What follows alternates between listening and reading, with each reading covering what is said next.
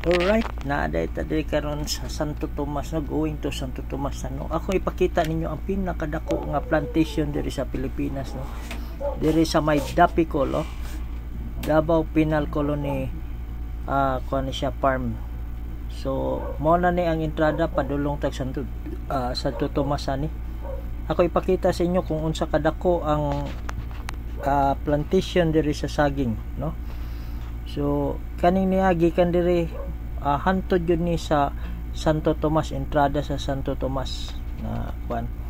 So tiwasan ninyo ang video aron makita gyud ninyo kung unsa gyud ni kadako ning ang plantation diri sa Davao del Norte, no, diri sa Mindanao. Kaya ang Mindanao mao ang fruit basket of the Philippines. So tara atong lantaw, no. Kani dire mao pa ni kuan patakaliku ni siya kuan pa ni entrada pa ni. So inig-abot na to dire sa may sa may kanto. Kani niya na kanto kung pa left side ta pa left turn ta na mo ang Tadico Road going to Panabo City. So kani niya dire ta sa right. So kani straight na ni padung Santo Tomas og dire na ninyo makita ang taas kayong sagingan. Alright.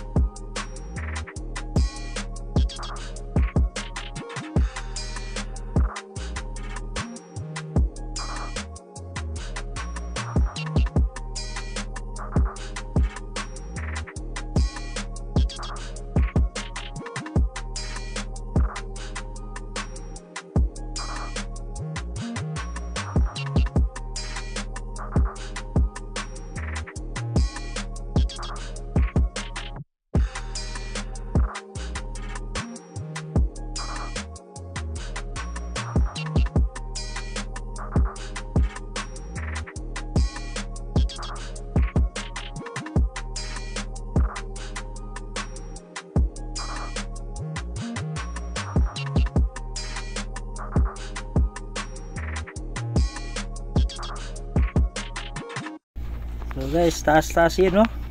Grabe ang sagingan diri sa Mindanao, guys. Perteng taas pila ka kilometro gud ni na unsa to inyo nakita, ubay-ubay na tong lugar na agyan ninyo, pero barangay, pero mao pagyapon sagingan gyapon. So dili lang ang gitason ani sa highway ha. Ang gilap doon ani dili niyo makita ang tumoy, pertig yung lapara. Pertig yung takuan ni nasagingan. So niya na may kadato diri sa Mindanao guys. So kamo dia kung wala pa mo nakaagi diri, basi ganahan mo mutanaw sa personal ani. Pwede ninyo ni suruyon, laago ninyo diri. Is Mindanao. Kay perting nindutan labi nagbuntag sa iyo mo moagi diri, ma-refresh din yung utok ba.